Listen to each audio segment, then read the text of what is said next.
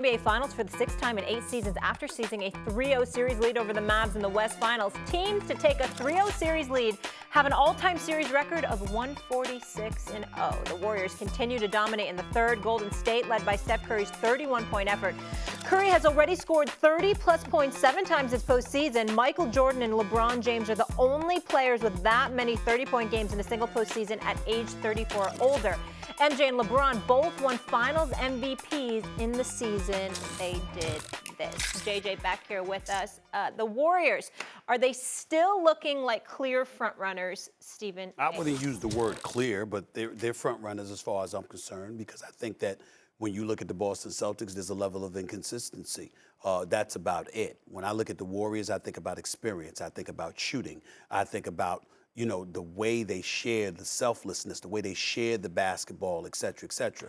And I mean, right now, don't get me wrong, the Boston Celtics have made me nervous, very, very nervous, because when they amp up their defensive pressure, I mean, they are something to behold, and we know what they can do offensively when they get rolling. So, obviously, if this ends up being the Warriors versus the Celtics, I think it would be an incredible NBA Finals to look forward to. But right now, as nervous as I can be about it, I'm still holding on to the Warriors being that team to beat in the NBA.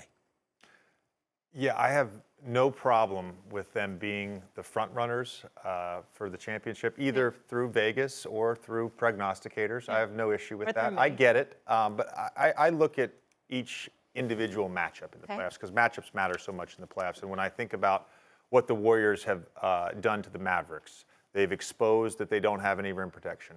They've attacked Luka relentlessly, using his man as a screener. They're scoring about 1.16 points per possession on that. That's basically league equivalent of a top 5 offense in the NBA.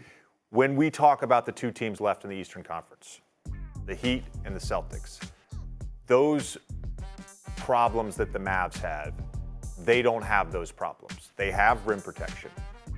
Both those teams inherently switch most of the stuff. Now, the Warriors on-ball switching is different, or their movement is different. So switching off-ball is different than switching on-ball, but they're used to switching. There's also, on both those teams, really no guys you can really target, specifically with the Celtics as well. Pritchard, obviously, in Game 1 against the Heat, was targeted in the fourth quarter by Jimmy Butler a number of times. But in their normal closing lineup, assuming they are healthy, there's no guys that you can just target as the guy being used as the screener. So I think about Bam. I think about Al Horford. The wing defenders of the Celtics, the wing defenders of the Heat. Like, these are tough matchups. These are tough matchups for the Warriors. Whoever it is that comes out of the East is going to give them a great series. And I also think that the teams in the East are a little more battle-tested this season. Obviously, the Warriors, their core group is very battle-tested. They are champions through and through. They are champions. But specifically with what Boston has had to go through, and if they do end up beating the Miami Heat, having to beat Kevin Durant and Kyrie Irving, having to beat Giannis and the Bucks, having to now beat this Heat team that's basically a mirror image of them, I just think it's going to be a very interesting and tough finals for the Warriors. And they're more than capable of winning, but in my eyes, they're not the front runner. They are not the front runner. They have a chance to win the championship, but I think the team in the East is a tough matchup for them.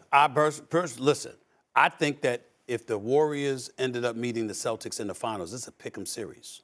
That's how deep I think this goes, because of how Boston plays defense.